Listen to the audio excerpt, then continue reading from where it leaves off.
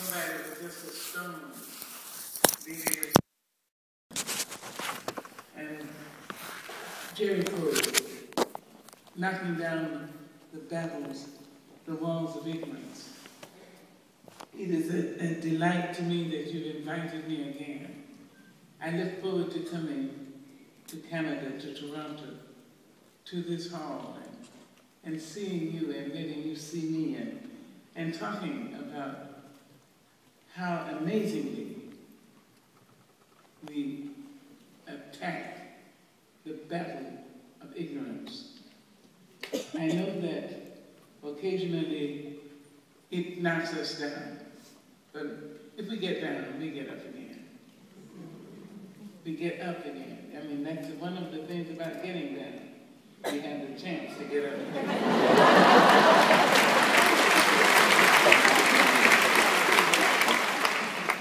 I am pleased to see us all engaged in the war against ignorance, that thing which brings us down, which in fact cripples our children and our families, and that thing which makes us less than we can be. I know that every now and again we think of the ability to be a rainbow in somebody's cloud. There's a phrase from a 19th century folk song, a gospel song, which says, about being a rainbow in the clouds. When it looked like the sun wasn't gonna shine anymore, God put a rainbow in the clouds. Now, of course, the phrase comes from a statement in Genesis. We are told in Genesis that rain had persisted so unrelentingly that people thought it would never cease. And in an attempt to put the people at ease, God put a rainbow in the sky. That's in Genesis. However, in the 19th century, some African-American lyricist, a poet, probably a woman, I'm not sure about that, said that God put the rainbow not just in the sky, but in the clouds themselves. We know that suns and moons and stars and all sorts of illuminations, comets, are always in the firmament. However, clouds can so lower and lower that the viewer cannot see the possibility of light. But if God put the rainbow right into the clouds, not just in the sky, but in the clouds themselves, there's a possibility of seeing hope. Each one of us has that possibility, has that privilege, has that promise to be rainbows. Each one of us can be a rainbow in somebody's cloud. We can, each of us, be Joshua, knocking down the walls of Jericho, deciding, no, I will not be a party to another human being less than she or he can be. Each time I come to Toronto, I remember what Canada meant to the African American slaves. They knew if they could just get to Canada, and of course they call in the songs, it's Canaan land. If they could just come to Canada, they could be free. The idea of being free, the idea of finding somebody who participated, partnered with them in their chance of being free, made the whole country ripe and ready for good things, for the good thoughts, for the good being. So I always come here with the hope, the delight of being where I know I will be free. And it's not just I will be free, but I have been free for over 200 years in Canada.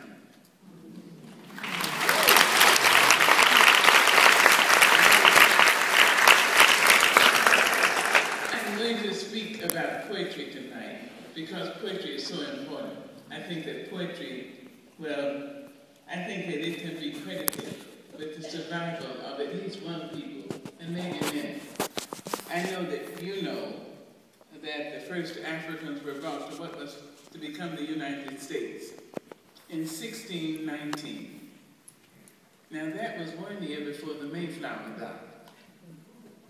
We were brought as slaves 1619. And it's amazing that we remain in that condition called a peculiar institution for hundreds of years.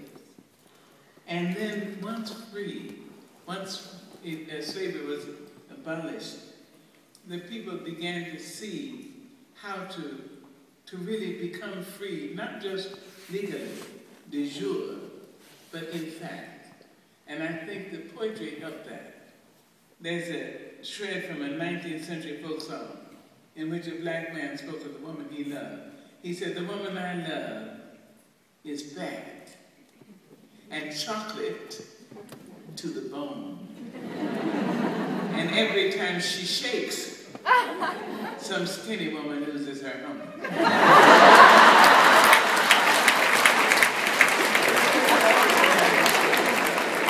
When the larger society is telling you, you know, you're nice and all, but this doesn't come off, and your hair and all that, and you go so far out here in the back, and then your shoes, your heels up. You need to be told somehow that you're not only okay, you're all right. Yes. And you're better than that, you're just right. Yes. And you're a delight. In the poetry, we are told that it's okay to be black. There's a shred from a 19th century folk song in which W.C. Hanley was so taken with the phrase, he put it into his 20th century blues. The woman said, "He's blacker than midnight, teeth like flags of truce. He's the finest thing in the whole St. Louis. They say the blacker the berry, sweeter is the juice."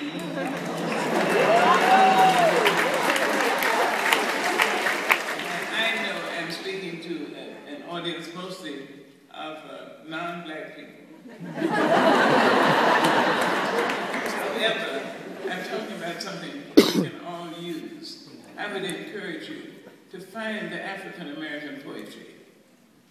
Go to the librarian. I know that we ill-treat librarians. I mean, they study their discipline with as much diligence as do open-heart surgeons and computer analysts. But as soon as they are posted, they begin to ignore them. I would remind you that librarians have a magic. Go to them. I would encourage you to go tomorrow. Well, or even tonight if you have the private, personal telephone. But, I mean, don't use my name. But go to the librarian. He can say whatever appellation you all have agreed upon. Mr., Mrs., Doctor, Yo, and say, Miss Angelou suggested that you can help me. I need to have some African-American poetry. Don't imagine and don't even expect immediate response. You will have about 3 minutes of it. But when this shop is over, the librarian was searched throughout Canada and throughout the United States and all over the world to satisfy your request. You need to know that somebody was there before you. Somebody was lonely before you. Called out her name before you. Mistreated before you. Even abused before you. And yet miraculously, someone has survived. And done better than that, thrived. And done better than that, thrived with some passion, some compassion, some humor, and some style. Hello.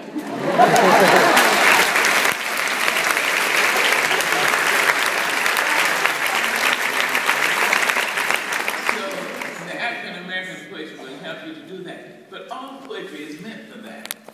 I have to tell you something, a personal story. when I was 3 and my brother 5. My mother and father, we were living with them in California. They decided to separate and even divorce. And they put me and neither of them wanted the children, so my father's mother, in a little village in Arkansas, smaller than the Roy Thomson Hall, said, send the children to me. So my mother and father, who were not all that swift, obviously, put me and Bailey on a train in Los Angeles without adult supervision. They put tags on our arms that said, these children are to be delivered to Mrs. Annie Henderson in Stamps, Arkansas. Thanks to the good offices of the Pullman car porters and dining car waiters, we were taken off the trains and put on other trains. And miraculously, somehow we arrived in Stamps, Arkansas. I mean, that was over 80, 70 odd years ago. And I'm still thinking, did we really get there? My grandmother and her other son, my father's sibling, owned the only black-owned store in the town. So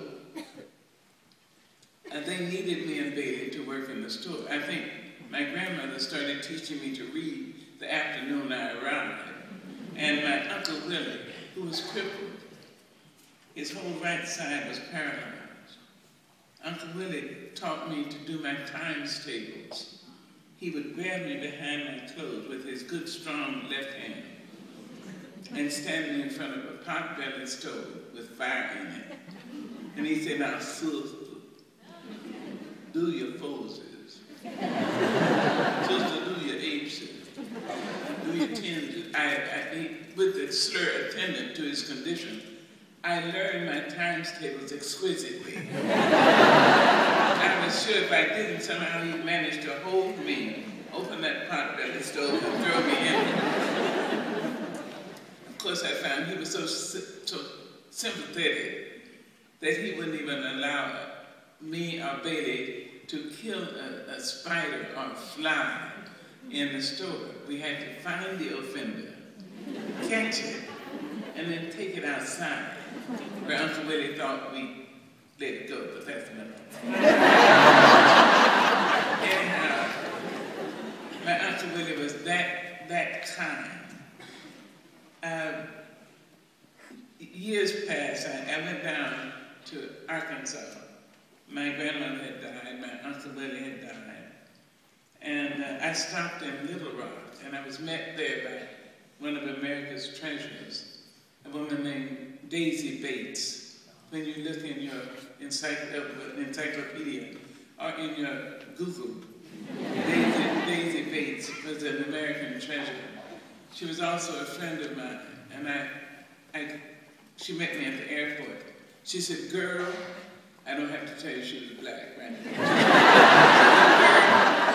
I know you're en route to Stamps, and you're stopping overnight in Little Rock. Now, I know somebody who really needs to meet you.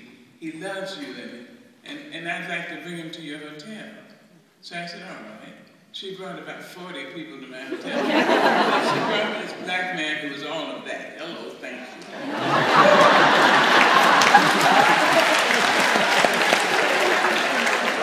I said, how do you do? He said, oh, I don't want to shake your hand. I want to hug you. I said, I sure appreciate it. He said, now you're down here in Arkansas because Willie has died. I was so shocked. My Uncle Willie was so ashamed of being crippled, he wouldn't even go to Louisville, Arkansas, which was the county seat, and 5 miles from Stamps, our town. And this man in this 3-piece suit way up north in Little Rock knew of my Uncle Willie. He said, you know, the state of Arkansas has lost a great man losing Willie.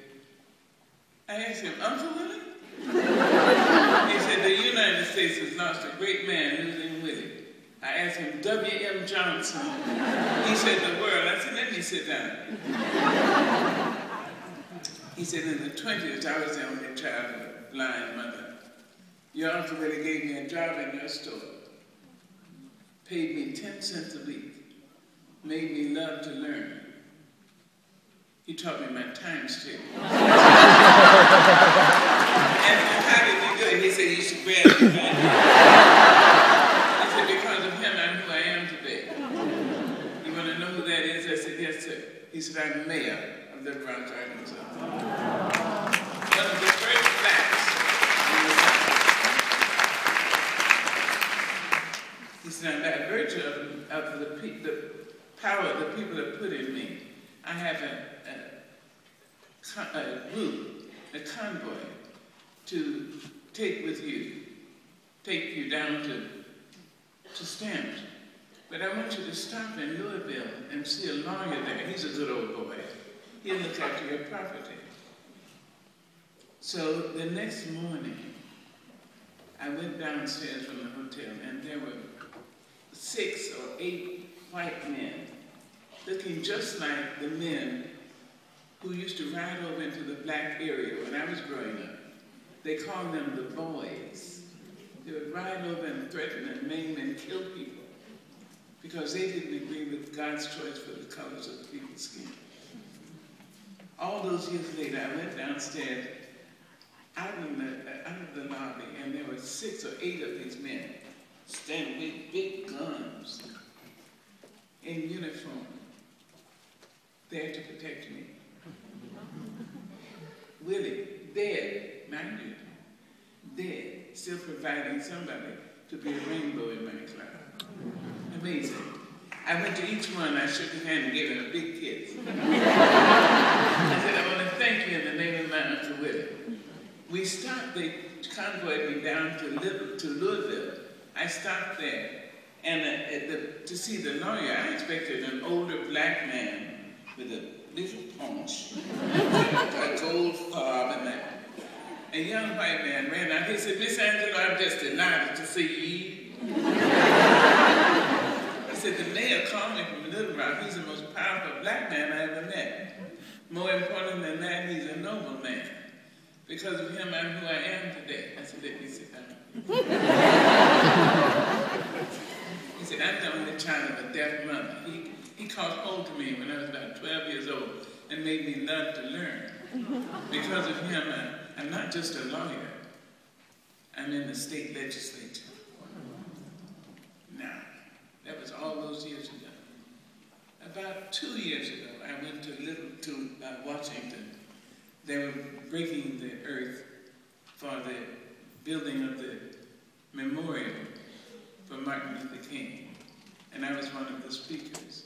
When I got off the stage, a young white man stopped me. He said, Miss Angelou, wait a minute. He was holding a toddler's hand and his wife's hand, and she was holding a toddler. And he said, Miss Angelou, I just want my family and you to meet. We've had connection for many years. So I said, yes, please. And he said, my grandfather was in the state legislature, and he was a friend of the mayor in Little Rock, and Mayor Bussey. And I just want you to know that I am here in Washington, D.C., representing the state of Arkansas. I looked at Willie. You see, you have no idea who you really are, whose life you will impact, how you will change, not just your family, but your community, your city, your country, and the world.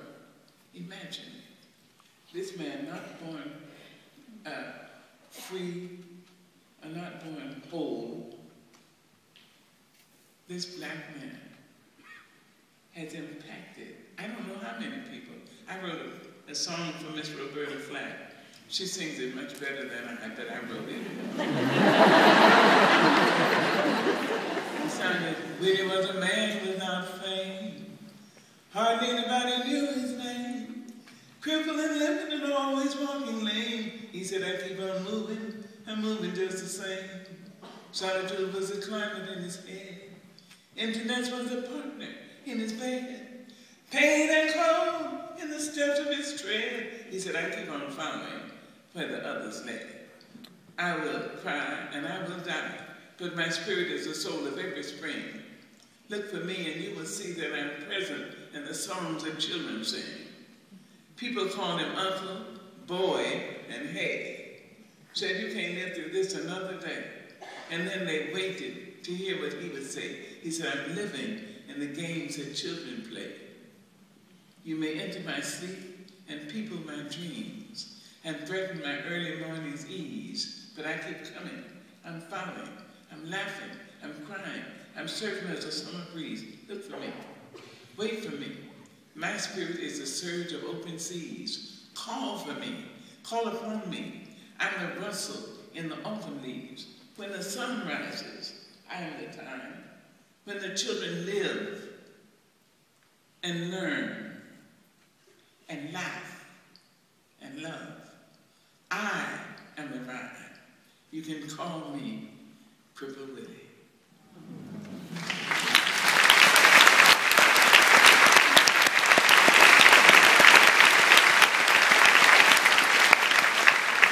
It behooves us to look at ourselves and see who we really are. I ask you to look in the African American poetry. At the same time, I'd like you to look at all poetry. It's written for each one of us, whether it's written by Shakespeare or Langston Hughes, Innocent Vincent Millay or Nikki Giovanni. For each one of us, it's written so that we will stand erect. My grandmother used to say, Sister Mama, I love to see you read that poetry because it makes you act like you got starch in your backbone. I think of when I feel a little lacking in courage, I think of a poem by Innocent Vincent Millay. Okay, so, all right, so she wasn't black. All right, that's all right. I look at this woman, a small wand, beautiful word, wand. In Arkansas, we call it puny. And wand, little woman, about to become the recluse she did become. This woman wrote, I shall die, but that is all I will do for death. With his horse's hooves on the stall, I hear him this morning. I shall die, but that is all I will do for death. With his feet on my chest, I will not tell him where the black boy lies hidden in the swamp. Brothers and sisters, the keys and the plans to the city are safe with me. Through me, you will never be overthrown, for I shall die, but that is all I will do for them.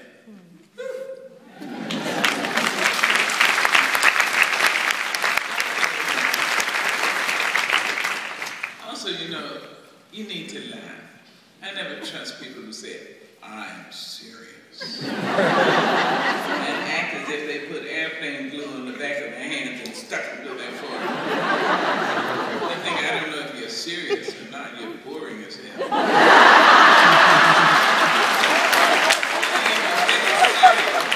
If you're really serious, you came here to make a difference. So you laugh as much as possible. The world will give you every excuse to bemoan your outcast state. Just pick up the telephone, open the newspaper, turn on the television, open your iPad. You didn't think I knew that word?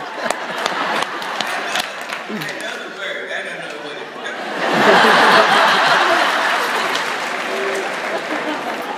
But you need to know that whatever, that you can be stronger and better than you have been, and that somebody is watching you.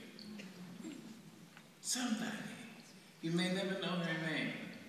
You know, you need to say, listen, I can be a rainbow in somebody's cloud.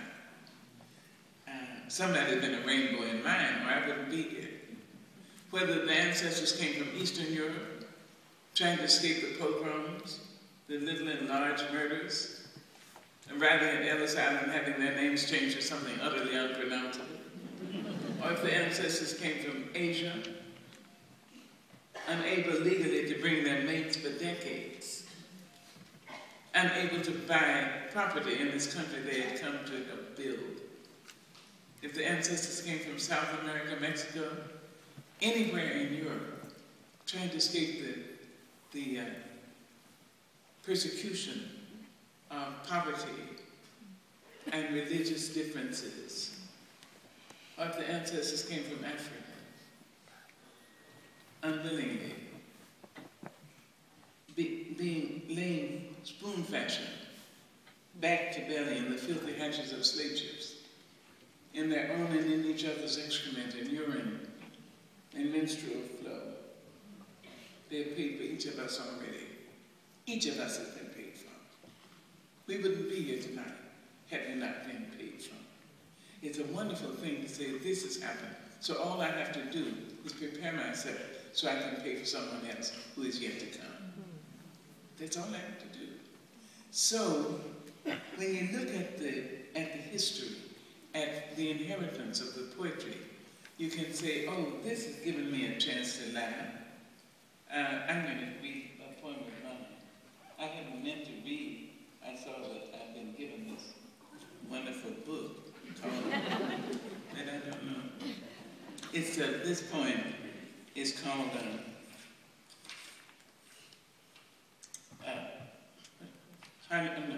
it's called Diamond, as Health Food Diamond. I wrote this after I had, yes. Of course I can't find it.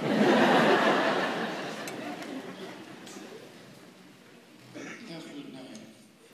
I wrote it, I had gone to a health food restaurant all those years ago. I may remember it myself.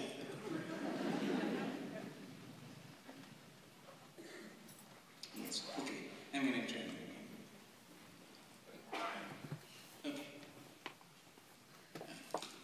So, I had gone to a health food store, a restaurant, and I wasn't a vegetarian then. I'm not one now.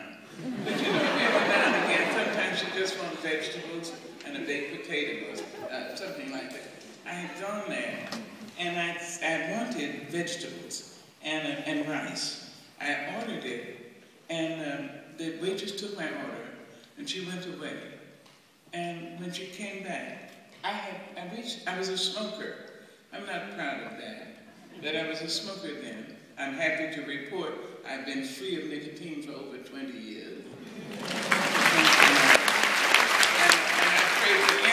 Who smokes that you've stopped already, and if not, stop tonight.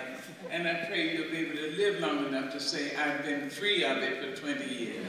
Anyway, but I did take out an unopened packet of cigarettes. The waitress came back, she said, don't you dare. That is so filthy, nasty, nasty, nasty. She put her face right into me. I said, Miss, back up first. Up to hit me. I said, wrong choice. She said, don't you dare, you have endangered everybody in this place. I looked around at the other people sitting there, they were looking like that. So I said, but these people just started coming in, didn't they? She said, no, these are regulars. They've been coming for years. So I said, come here. Don't tell anyone that they're regulars and looking this bad.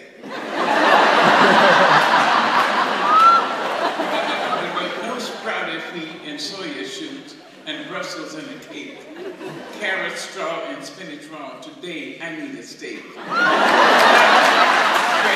round and hot dogs by the stores, or any place that saves a space for a smoking carnival.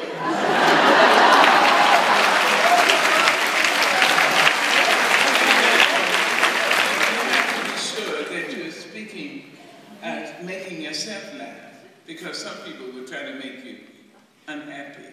You also need to be sure that you like yourself. I don't trust people who say, I don't like myself, but I love you. No. There's an African saying which is, be careful when a naked person offers you a shirt.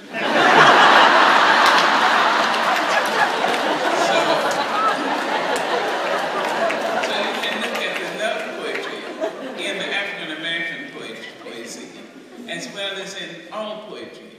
But Miss Marie Evans, one of my favorite poets, the first name is M-A-R-I, and I encourage you to look her up. Marie Evans, most lyrical poet writing in English today, I think.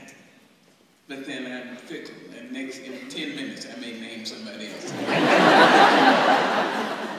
Marie Evans, this is not a subject of her lyricism, but of her humor. She said, "Where have you gone? Why did you leave me? Where have you gone with your confident walk and your crooked smile?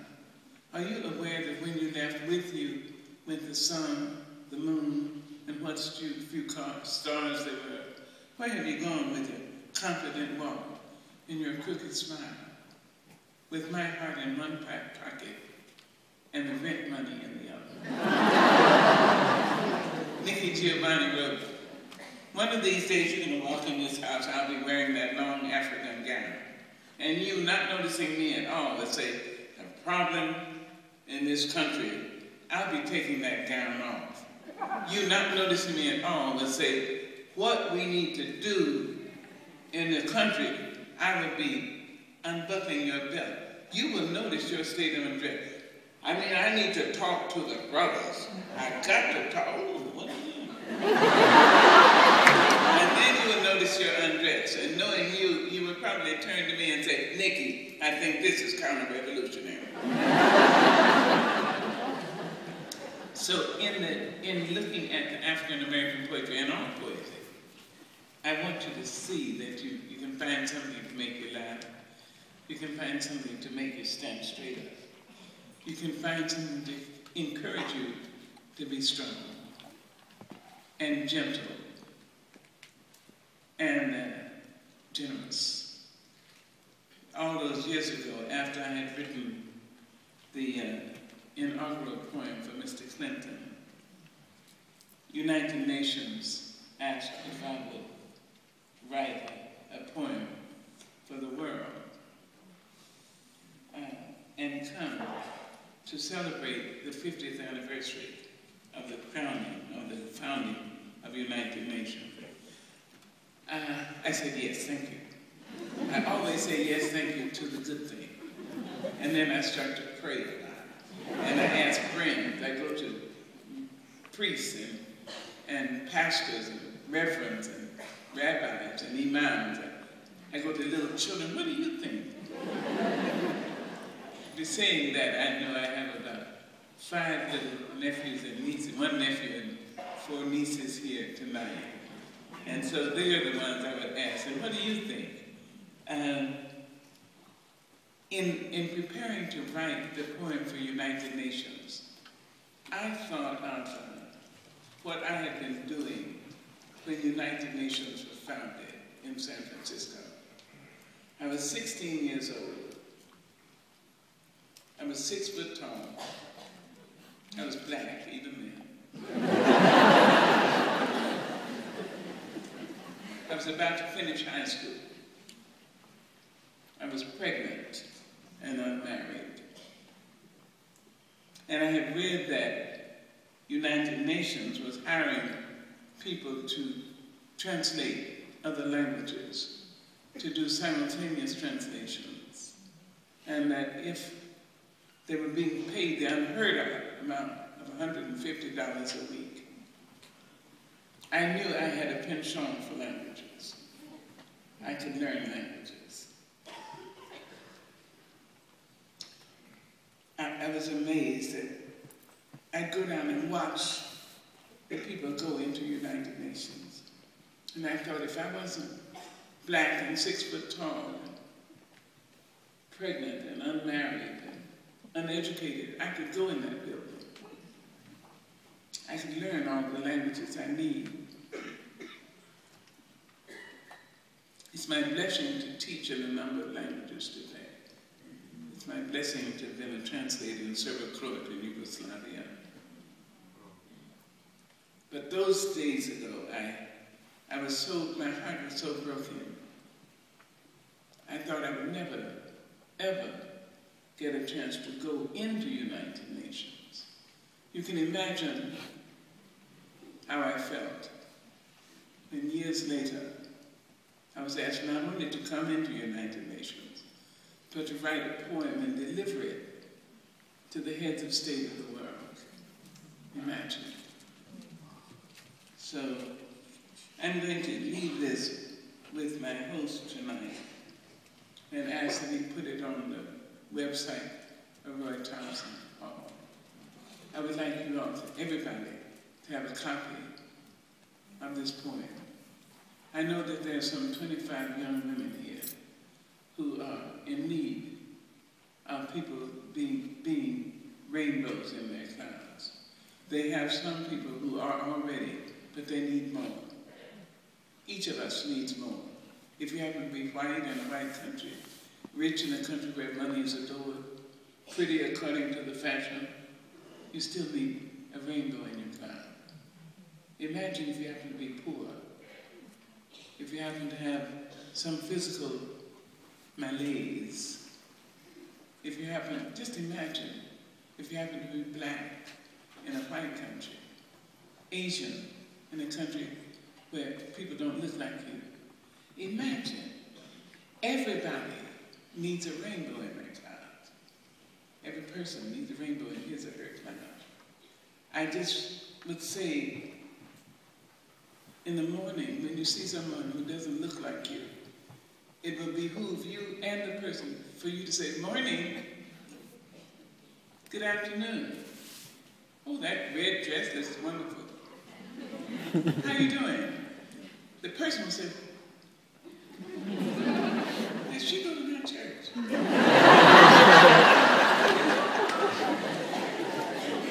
However, you don't know, but that person may have just hung up the phone from having a nurse tell her or him, you know, the doctor is not happy with the x-rays, and we need you to come in right away. You have no idea, but that the person has just hung up the phone, and someone has said, Mr. Jones, and we're closing down your portion, your segment of the job, and we need you to come in and get your belongings. To have another human being just smile at you, pat you on the back, without knowing who you are. This is how we can become rainbows in the clouds. We, this people, on a small and lonely planet, traveling through casual space, are past aloof stars, across the way of indifferent suns, to a destination where all signs tell us it is possible and imperative that we learn a brave and startling truth.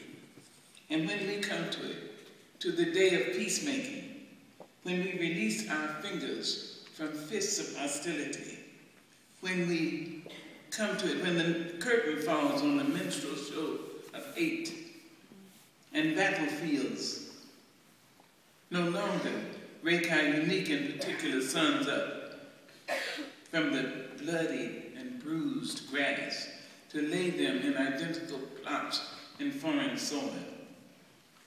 When the rapacious storming of the churches, the screaming racket in the temples have ceased. When we let the rifles fall from our shoulders, and our children can dress their dogs in flags of truce.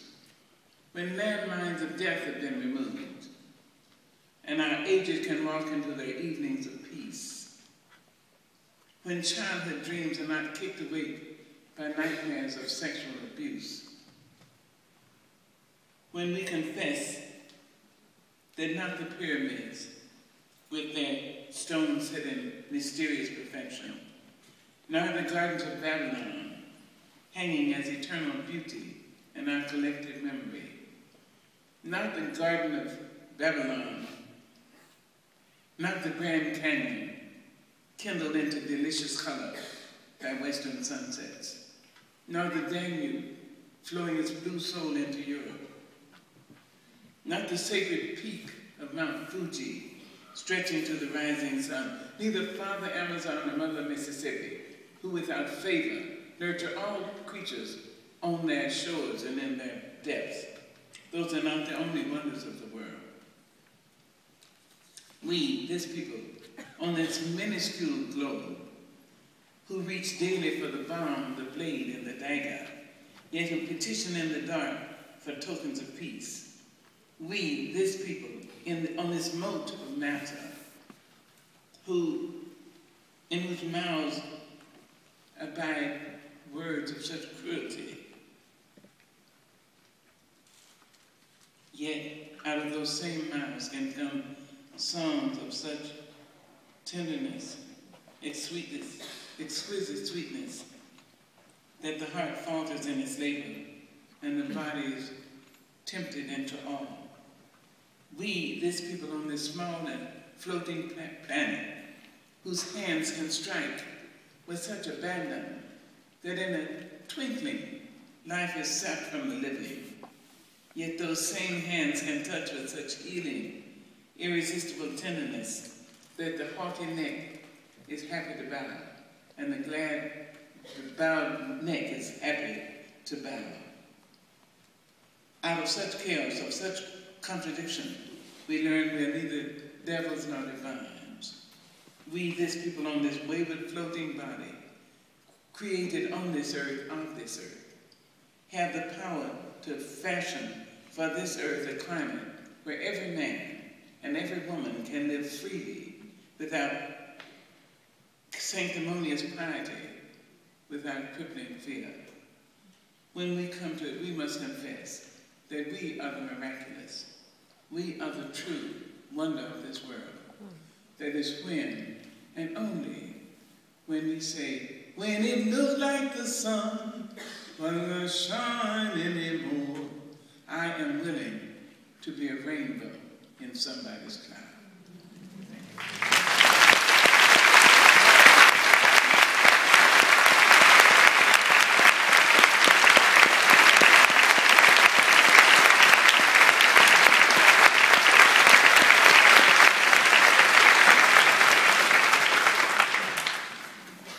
Each one of us has gone to sleep one night or another with pain, or grief, or fear, terror.